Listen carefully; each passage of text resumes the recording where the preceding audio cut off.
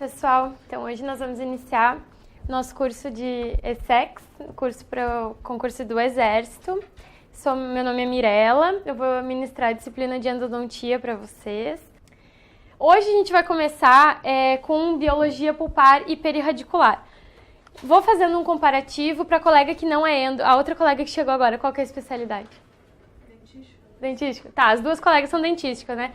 Então, se eu falar alguma coisa que para as outras que são endo for muito parecer óbvio para vocês não, por favor, me interrompam, perguntem, fiquem bem à vontade. Que às vezes eu vou falando e acho que, que já é de domínio público. Vou tentar, assim, ser o mais generalista possível e nas coisas que eu achar importante para o específico vou falar também, tá? Então aqui, a polpa e a dentina, elas têm uma origem embrionária semelhante, elas derivam do mesmo tecido. São isoladas do ambiente oral pelo revestimento do esmalte, que é na coroa, e do cemento na raiz. Então a divisão ali, polpa coronária fica dentro da câmara pulpar e a polpa radicular é aquela porção presente dentro dos canais radiculares na porção radicular. Se conecta ao ligamento periodontal através dos forames apicais e dos forames laterais. O dente ele deriva de dois tecidos embrionários, o ectoderma, que vai dar origem ao esmalte, e o ectomesênquima, deriva da crista neural, por sua vez vai originar o quê? Dentina, polpa e tecido periodontal. Isso aqui já caiu, o início da formação do dente já caiu na prova da aeronáutica. Ele se dá na 6ª semana de vida embrionária. Então, caiu uma questão, acho que há uns 3 anos atrás, da aeronáutica que dizia os recém-nascidos que ficam muito tempo entubados, eles podem ter algum tipo de lesão em qual tecido dentário. Aí, se não me engano, a resposta era esmalte e tinha as opções ali, vocês tinham que mais ou menos interligar, que era a 6ª semana de vida embrionária. No final da aula eu coloquei umas questões da aeronáutica, inclusive do concurso desse ano, tá? Que não tá na apostila de vocês. Vou tentar fazer alguma coisa assim, para quem não for fazer o Questões Marinha, no Questões eu consegui compilar todas as questões dos últimos anos, das 3 forças, inclusive a desse ano. Então, tem aqui na aula e se vocês quiserem tirar foto no final, porque não tá na apostila, quem não for fazer o Questões, tira uma fotinho para ter as questões. Ou baixa lá a prova, né, e faz em casa. Então, a primeira etapa é espessamento, forma a lâmina dentária, está associado aos processos embrionários maxilar e mandibular. Segunda etapa, são 3 estágios sequenciais, aqueles famosinhos. O exército adora esses estágios. Quais são eles? De desenvolvimento do germe dentário. Primeiro, botão ou broto, capuz e campânula ou sino. Nota aí, grifa, porque o exército adora desenvolvimento do germe dentário.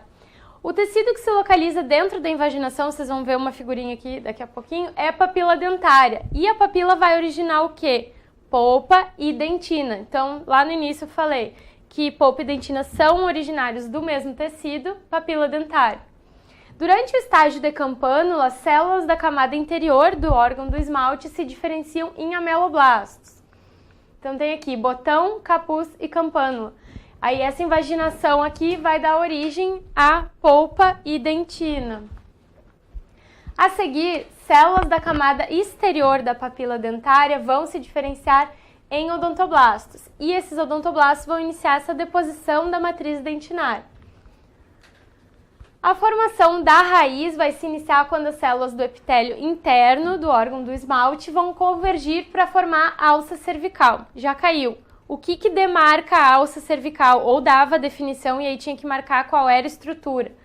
A alça cervical ela demarca onde termina a coroa e inicia a raiz. Então isso aí já caiu no exército também. A fusão epitelial vai originar bainha epitelial de Hertwig. E qual a função dessa bainha epitelial? Orienta e inicia a formação radicular. Está em vermelho porque cai bastante. Outra coisa que cai bastante, camada hialina de Hopwell-Smith. Secreta o material hialino que une o cemento à dentina radicular. No livro do Lopes e Siqueira e no novo do Cohen, ele não traz muitas informações em relação a isso aqui. Mas para o específico que cai o Torabinejá, que é o livro mais chato que tem para ler, ele detalha muito, ele fala bastante, depois o exército adora aquele livro, então chega a ser assim, disparelho o número de questões que cai dele no específico para os outros. Então cai bastante, vai cair células dendríticas, o ano passado caiu 2 ou 3, que era a resposta das 2 era células dendríticas. Então é um livro que pro específico tem que ter, ele é baratinho, pequenininho, tem que ter, tem que ler ele, fazer resumo, mas aqui pro geral, pro clínico, basta saber esses conceitos, porque é só isso aí que tem nos livros que vão cair igual para todo mundo. Os tecidos periodontais são originários do ectomesênquima, que envolve o órgão do esmalte, a papila dentária, e vai formar folículo ou saco dentário. Essas células mais internas do saco dentário, elas vão se diferenciar em cementoblastos e as mais externas em osteoblastos. Algumas células da porção central do folículo, elas se diferenciam em fibroblastos, que produzem feixes de colágeno. Esses feixes vão ser incorporados ao cemento na formação das fibras de Charpey. Também cai bastante, às vezes cai na parte de periodontia também, mas se cair na endo é isso aí que eles vão perguntar. Vai cair também ali do fibroblasto, vai confundir com odontoblasto, vai dizer que a célula mais característica da polpa é o fibroblasto e não é odontoblasto. E a mais numerosa qual é? Fibroblasto. Isso cai bastante. Então, iniciando aí os tecidos, dentina, 70% de material inorgânico, 10% água e 20% matriz orgânica, sendo que nessa matriz orgânica ela é formada por 90% de colágeno, sendo tipo 1 o mais abundante. Às vezes confunde também, coloca colágeno tipo 3 o mais abundante, mas não é. Tipo 1. Tipos de dentina, cai muito no exército também, os tipos de dentina. Aí eu fiz um resuminho para vocês, de acordo com o que diz no Lopes e Siqueira, que é o mais fácil de entender. Na edição antiga do Lopes e Siqueira, ele trazia ainda outros tipos e uns outros conceitos, mas nesse livro ele traz só assim: dentina do manto, primeira dentina a ser formada, ou a dentina mais antiga, ou a primordial. Com esses termos, se não me engano, tem uma questão esse ano que caiu na aeronáutica, que falava alguma coisa sobre a formação dos tipos de dentina. Dentina primária, depositada durante toda a formação fisiológica. É a maior massa do dente, é dentina primária. Dentina secundária, é depositada fisiologicamente também, assim como a primária, após a raiz estar completamente formada e o ápice ter alcançado o estágio final de formação. Dentina terciária é a única... Oi? Pelo menos, eu acho, provavelmente o dentista que diz que não sei se a dentina primária ou secundária, eu acho que é a primária, que é a depositada até o dente entrar em erupção. Sim, eu acho que é na parte de... Eu estudei esse livro, eu acho que aquele azulzinho é o Conceição, né? Acho que é. Na parte da endo, eles nem entram nessa parte, eles só dizem que é a dentina secundária, ela se forma após o ápice ter alcançado o estágio final de formação, tá? Não confundo.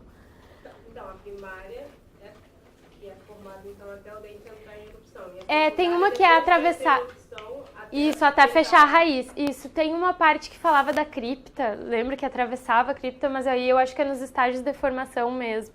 Mas isso que tu me perguntou a secundária depois da formação, depois que entra em erupção até o final da formação da raiz. Terciária, não fisiológica. A única ali entre primária, secundária e terciária que não é fisiológica é a terciária. Produzida em resposta a um estímulo. Ela pode ser reacional ou reparadora. Qual que é a diferença entre reacional e reparador? Reacional é produzida pelos odontoblastos que já existem ali no lugar, e reparadora quando é produzida por odontoblastos recém-diferenciados. Então, eles se formaram ali para combater essa injúria. E ela é depositada diretamente no local da injúria, aquela mais escurecida. Pré-dentina. É uma estreita zona de 10 a 40 micrômetros, ela é não mineralizada, então palavra-chave, não mineralizada. Localizada entre a zona odontoblástica e a dentina mineralizada, ela é uma forma de proteção. Agora a gente vai ver ali a diferença entre dentina intratubular, que também é chamada de peritubular, não confundam, intratubular é chamada também pelos livros de endodontia de peritubular, versus dentina intertubular. Acho que tem uma imagenzinha aqui. Então, a peritubular, o nome pode causar uma certa confusão. Peritubular ao redor do túbulo é a mesma que está intratubular, tá bom? E a dentina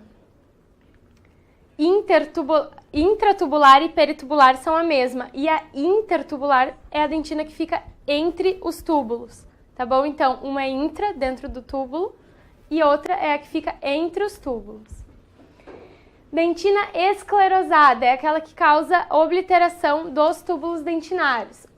Como que ela é depositada? Ela aumenta essa deposição da dentina intratubular, dentro do túbulo, e aumenta a deposição de hidroxiapatita. E isso tudo aí vai causar o quê? Obliteração dos túbulos dentinários. Então, não confundam, intratubular é a mesma coisa que peritubular. E ela é mais calcificada do que a intertubular, porém a intertubular tem maior massa. Então, gravem esses conceitos. Intra é igual a peritubular versus intertubular. A intratubular é mais calcificada e a intertubular tem maior massa. O exército também gosta desses conceitos ali. Circumpulpar é a dentina que está logo abaixo do esmalte e cemento.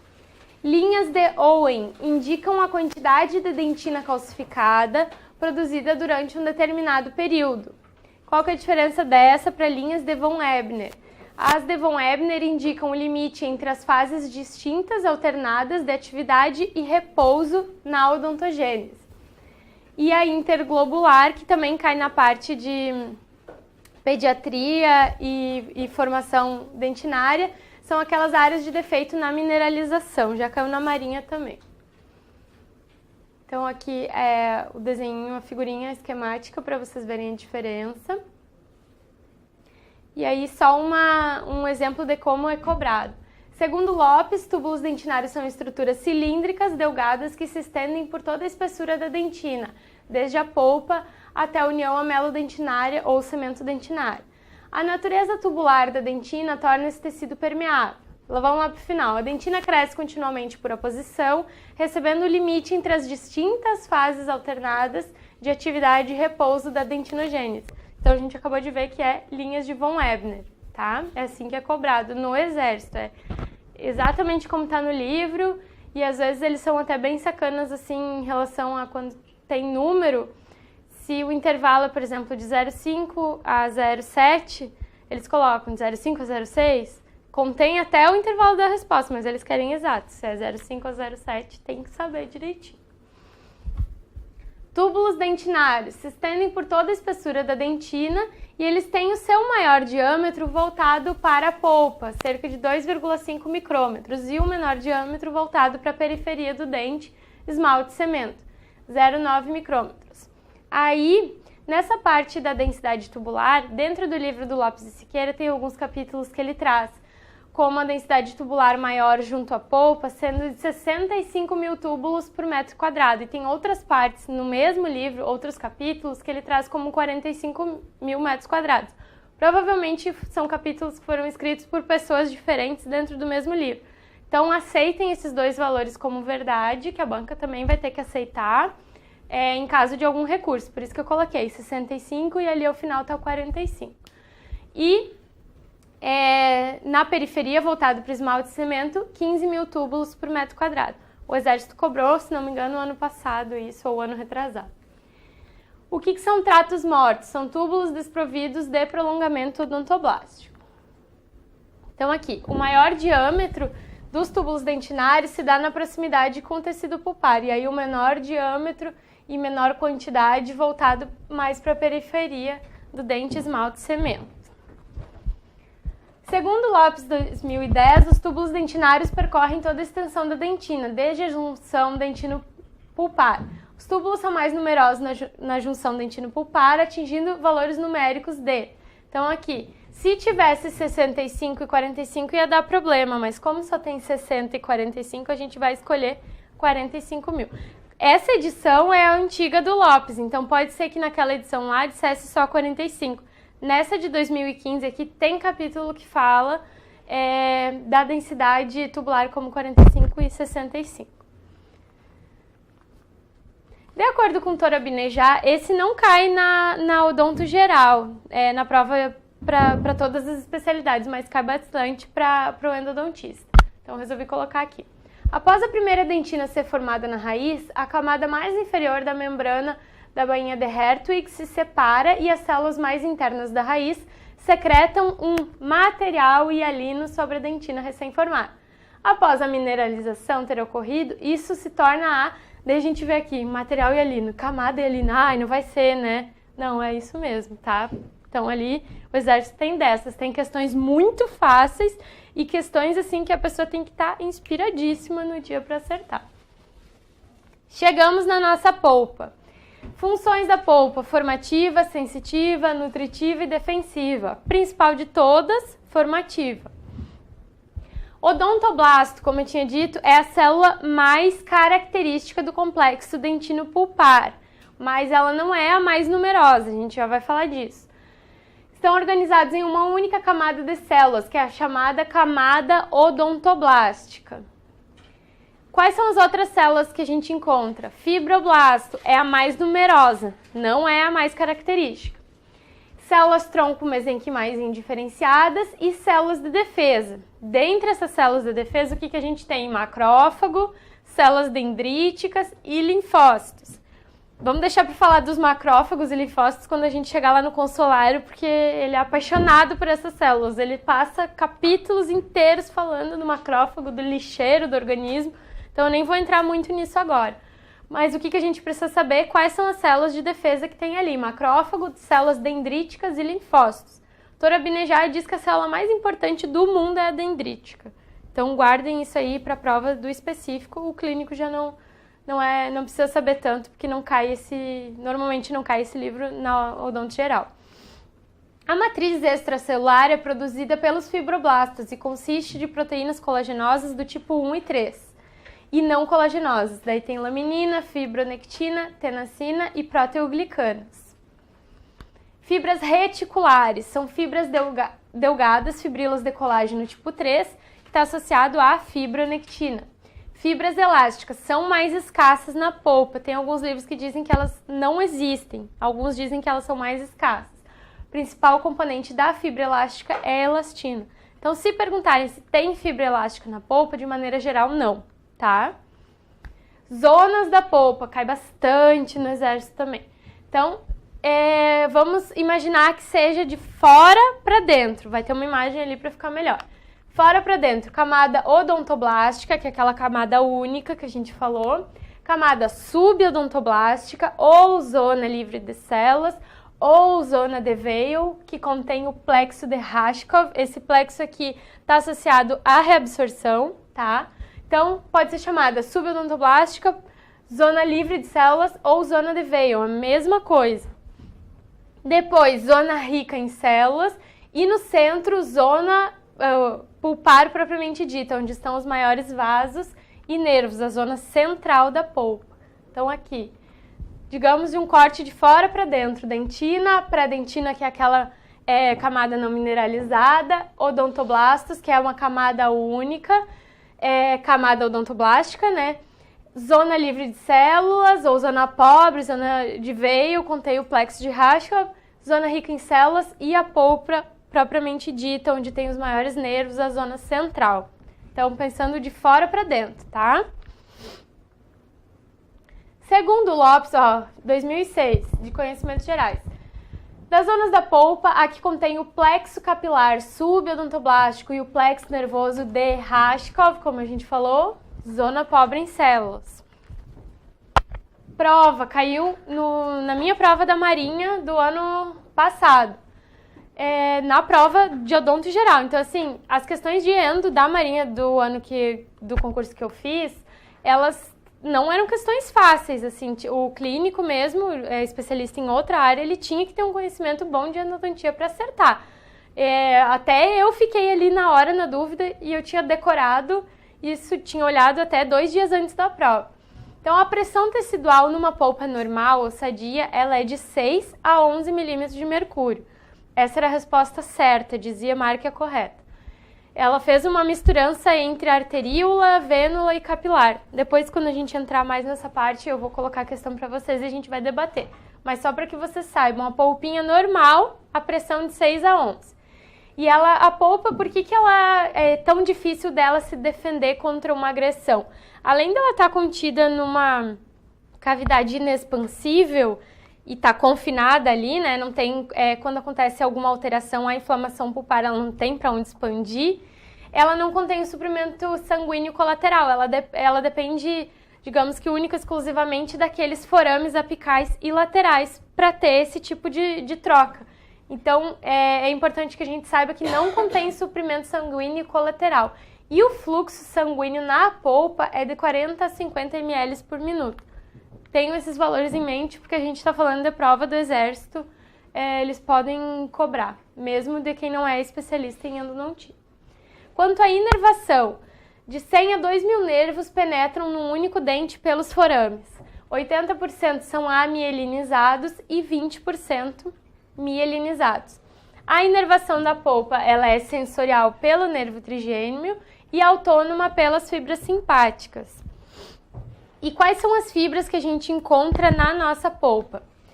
A beta, a delta e C. A gente quase não vai falar da A beta, a gente vai falar da A delta e da C. E eles adoram confundir isso no meio de uma questão. A gente vai chegar lá. E fibras simpáticas também na dentinogênese, na formação dentinária. Essa foi a misturança que eles fizeram na questão lá da Marinha. A arteríola, ela tem uma pressão de até 100 micrômetros, calibre de até 100 micrômetros ou menos. E a pressão 43 milímetros de mercúrio. Eu tinha um quadrinho branco desse, só que bem menor, assim. Aí eu ficava, nas coisas que eu tinha dificuldade de decorar, eu ficava ali dando aula pra mim. Isso foi uma das coisas que eu coloquei. Eu decorei assim, A, V, C, nessa ordem. E aí botei os números. 143, 219, 1035. Na hora da prova, que eu vi que tava isso aí, como é que eu ia fazer? Eu peguei e desenhei aquilo que eu tinha escrito, A, V, C, nessa mesma ordem. Porque senão eu não ia conseguir. Eu tenho coisas assim, a gente vai chegar ali na morfologia, no Vertucci. Eu fiz um bizu para vocês decorarem melhor nas configurações, junta 2 canais, abre um. Como é que eu fazia para decorar? Eu decorava na ordem. Então, se pedia o número 8, eu tinha que escrever do 1 até o 8 para conseguir acertar. Mas funciona, então. AVC, até 100 micrômetros, a pressão de 43 milímetros de mercúrio. Vênulas, 200 micrômetros, pressão de 19. Capilar, até 10 micrômetros, pressão de 35. E o aumento da pressão vai exercer uma maior influência sobre as vênulas, tá? Então saibam isso, as vênulas são mais afetadas do que a arteríola e capilar num aumento de pressão. Decore. Isso aí. Eu não preciso mais decorar, mas vocês vão ter que decorar. Reação do complexo dentino-pulpar à cárie. Todos esses eventos eles podem ser simultâneos, mas como que o dente pode responder à cárie? Com redução da permeabilidade dentinária, oclusão dos túbulos, formação da dentina terciária, que é aquela reacional ou reparadora, com os tratos mortos dos prolongamentos e com resposta imune, tá? E todos esses eventos podem ser isolados como podem ser simultâneos. Chegamos numa parte que é bastante... Não vou entrar em cada elemento, cada grupo dental. Não vou entrar em incisivo, enfim, formato da cavidade. Mas vocês precisam ter uma noção geral. Então, trouxe aqui topografia, porque às vezes o exército, como é uma prova que cobra muita coisa, muita decoreba, essa parte é boa para eles pedir. Então, a polpa dentária está normalmente situada numa porção central dos dentes, na câmara pulpar, e se divide em câmara pulpar e canal radicular. Câmara pulpar é uma cavidade única. Nos dentes anteriores, ela é contígua ao canal. E ela apresenta 4 paredes, assim como o dente mesial, distal, vestibular e lingual. Apresenta um soalho e um teto. O canal radicular ele tem forma cônica e seção transversal oval no canal principal, na maioria das vezes. E ele pode ser dividido em terços, cervical, médio e terço apical. dificilmente o canal vai ter uma seção arredondada, vai ser perfeitinho, exceto nas proximidades do ápice radicular. Então, muitas vezes a gente acha que a maior curvatura, a curva mais abrupta, vai estar sempre próximo do ápice e às vezes não é. Às vezes a maior dificuldade de chegar está entre os terços cervical e médio. A presença de um canal reto e único com um forame só é exceção. Tem vários estudos que mostram que os forames, principalmente em molar inferior, eles são múltiplas foraminas. Então, no livro do Lopes e Siqueira, ele traz algumas configurações. Por Vane, que ela é bem mais simples, trouxe aqui para vocês, e a do Vertucci, que ela foi pedida até no ano passado. Essa aí que eu tive que escrever do 1 ao 8 para eu conseguir me lembrar. Então, a do Vane, ela é mais simples. Tipo 1 é um canal que sai da câmara e um canal que chega no ápice, tá? Então, vão associando. Tipo 1, um canal e um canal. Tipo 2, são dois canais que deixam a câmara, mas perto do ápice eles convergem formando um só. Então, vocês vão ver que à medida que aumenta os números, vai aumentando a complexidade. Isso acontece na de Vertucci também. Tipo 3, são dois canais distintos que se estendem da câmara pulpar até o ápice. Então, 1, sai 1, chega 1. 2, sai 2 e chega 1. 3, sai 2 e chega 2. Tipo 4, um canal que deixa a câmara e se divide só perto do ápice. Essa é a configuração mais simples. E a de Vertucci está no livro do Cohen, está no livro do Lopes e Siqueira. No Cohen novo também está. O Vertucci fez um estudo com 200 pré-molares superiores. E, para nossa surpresa, o único dente que teve essas 8 configurações foi o pré-molar superior. Então, ele é um dente que tem grande variabilidade no formato da câmara, dos canais radiculares. Então, aqui, à medida que vai passando até chegar ao 8, vai aumentando a complexidade também. Eu peguei a dica do Daniel, que ele dava no cursinho dele, e eu adaptei, acho que ficou bom pra gente entender. Tem um bisuzinho aqui, então eu vou explicar. Primeiro eu vou ler ali pra vocês e aí depois eu vou explicar. Um canal se estende da câmara ao ápice, é o tipo 1, mais fácil. Associa 1 e 1, ok?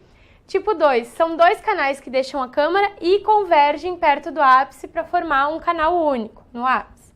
Tipo 3, um canal deixa a câmara, se divide no corpo da raiz, e então ele volta a se fundir para formar só um canal lá no ápice. Tipo 4, são dois distintos que se estendem da câmara pulpar até o ápice. Tipo 5, um canal deixa a câmara e se divide próximo do ápice em 2. Tipo 6, dois canais distintos deixam a câmara, fundem-se no corpo da raiz e se dividem novamente em dois canais. Acho que era esse aqui ou o 7 que eles pediram na prova, só para confundir. 7. Um canal deixa a câmara e se divide em dois que se fundem no corpo da raiz e se divide novamente em dois. Pobre do endodontista que pegar isso aqui para tratar, né? Vamos deixar só na prova. Tipo 3. Três canais distintos que se estendem da câmara pulpar ao ápice. Como é que a gente vai decorar? Aqui estão os bonitos, ó, do tipo 1 até o tipo 8. Como é que a gente vai decorar? Vamos ver se vocês entendem o meu bizu aqui. Tipo 1 e tipo 8, barbada. Tipo 1, sai 1, chega 1. Tipo 8, sai 3, chega 3, tá? Que esse aqui é o, digamos, o mini molar, tá? Um pré-molarzinho que parece molar. Pode tirar foto. Sim, fica à vontade.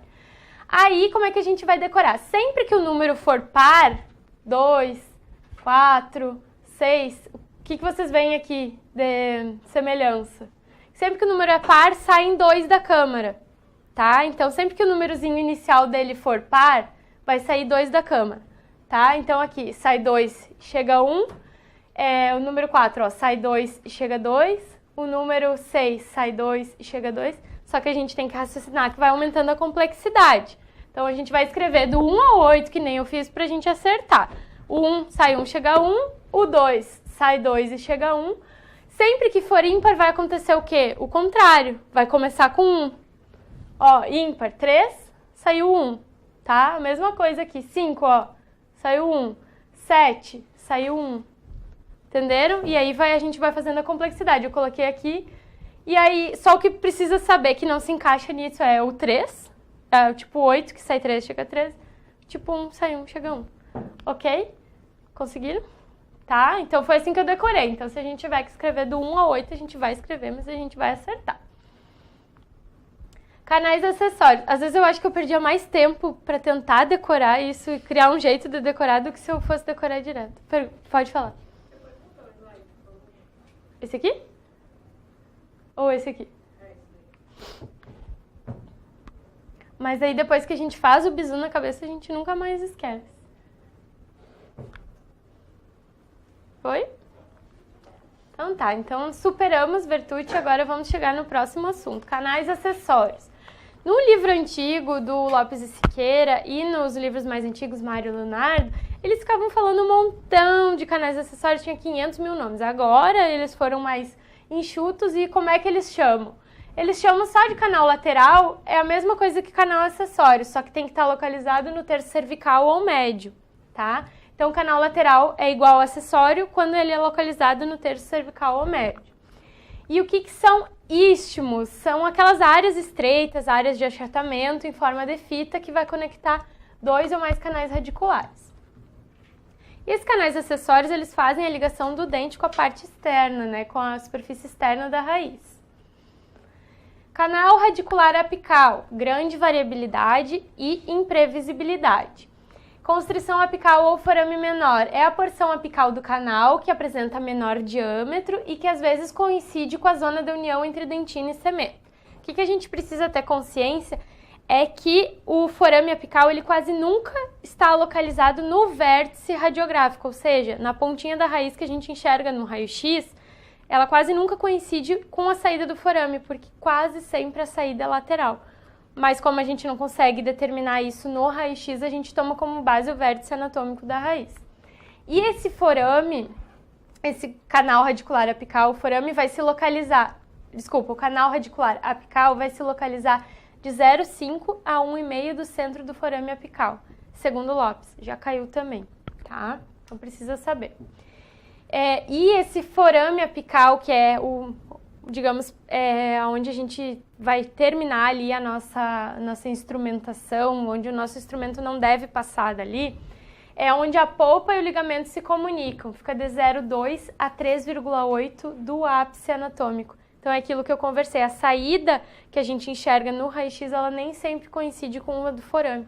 Então olha a grande variabilidade, de 0,2 até 3,8 milímetros. Então às vezes a gente... por que a minha endodontia não deu certo? Ficou tão bonita a obturação. Porque às vezes os limites a gente não consegue ter a real...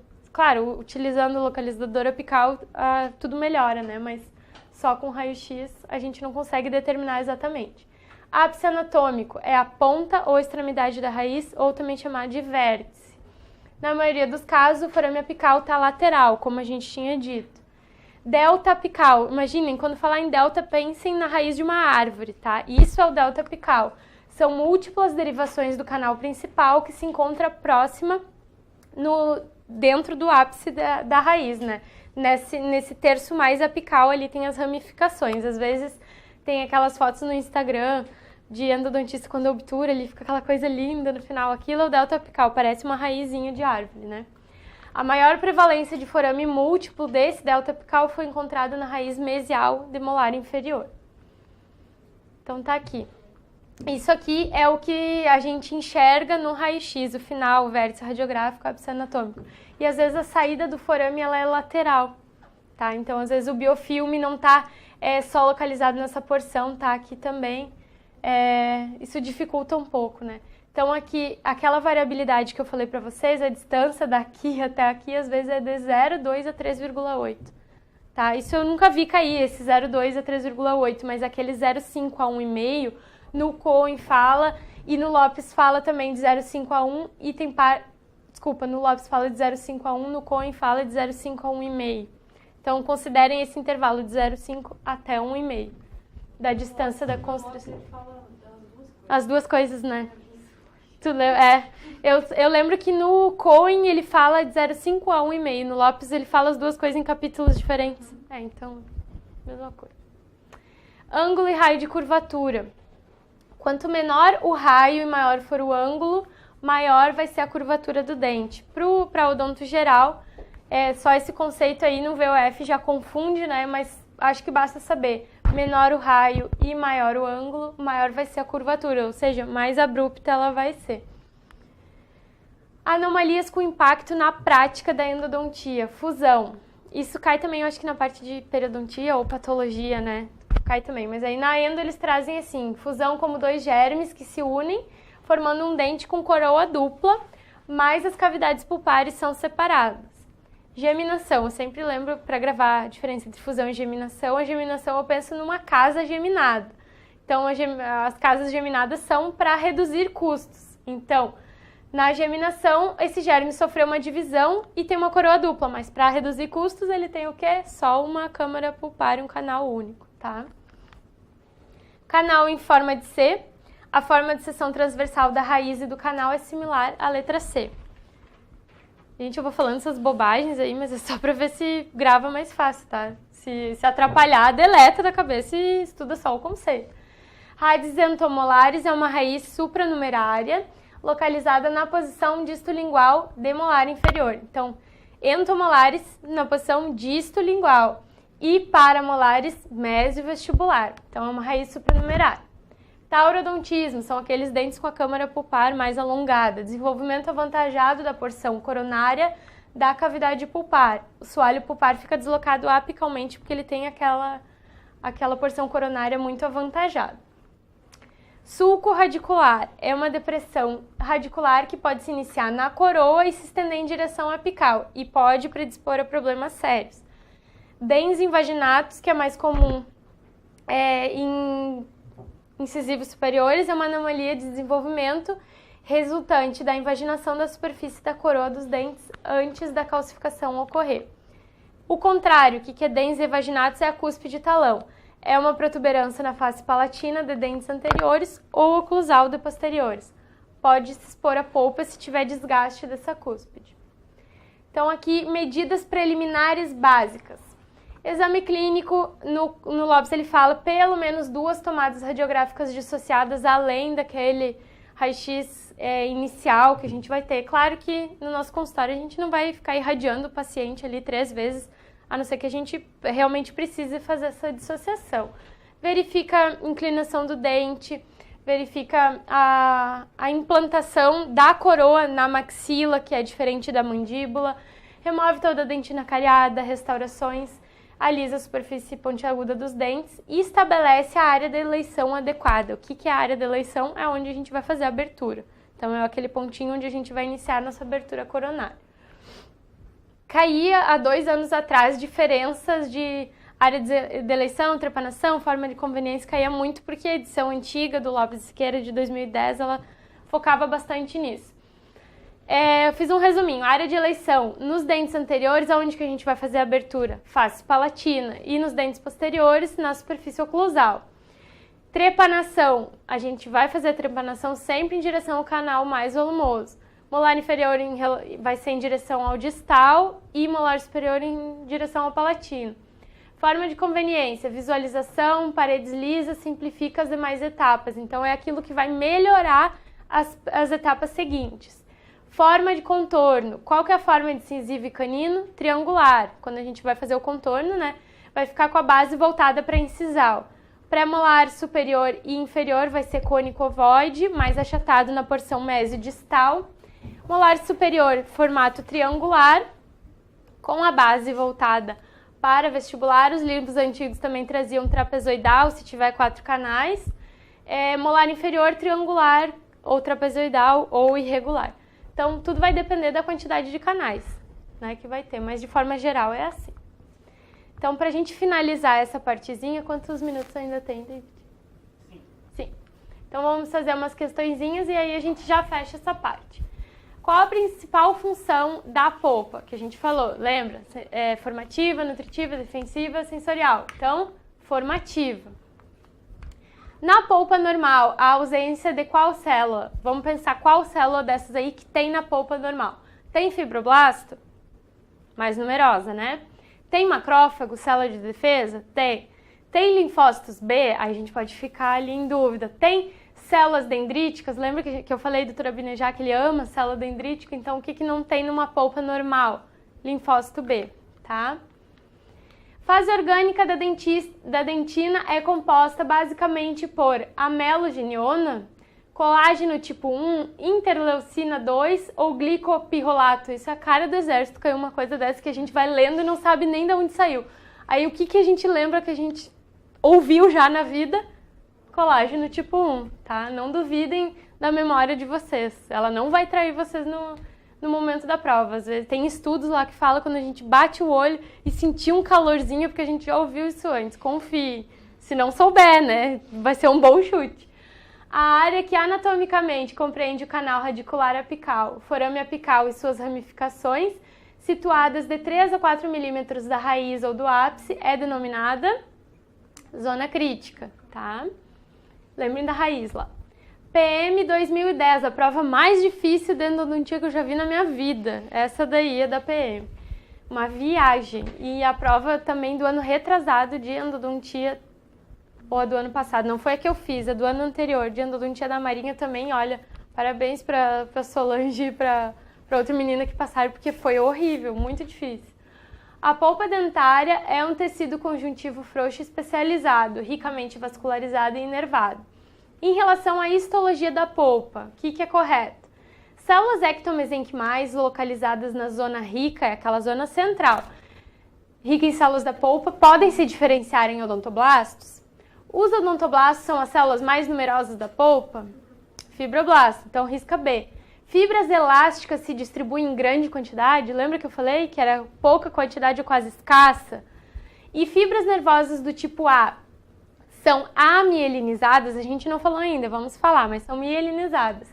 E são responsáveis por estímulos de condução lenta? Não, a condução rápida. Então, o que sobrou? A letra A. Células ectomesenquimais da zona rica podem se diferenciar em odontoblastos, que é aquela camada única, lembra? De fora para dentro. Então, aqui eu trouxe uma imagenzinha de um livro, se não me engano é do Dedeus esse livro, graças a Deus já foi. Mas se alguém for fazer alguma outra prova mais antiga, tem um desenho esquemático aqui do que é canal principal, colateral, lateral, secundário, acessório, interconduto, recorrente, canal reticular e delta apical. Sempre lembrando que o canal acessório ou lateral, se for intercervical ou médio, ele tem o mesmo nome, tá? Então, o que caía bastante? Recorrente, sai do canal principal e volta a ele. Então, se for fazer alguma prova antiga, para não ficar na dúvida, aí tá um desenhozinho esquemático. Vamos dar um intervalinho aí, vou dar uma folga de uns 3 minutinhos da minha voz, que a gente começou meio atrasado, e a gente volta com o diagnóstico, tá bom?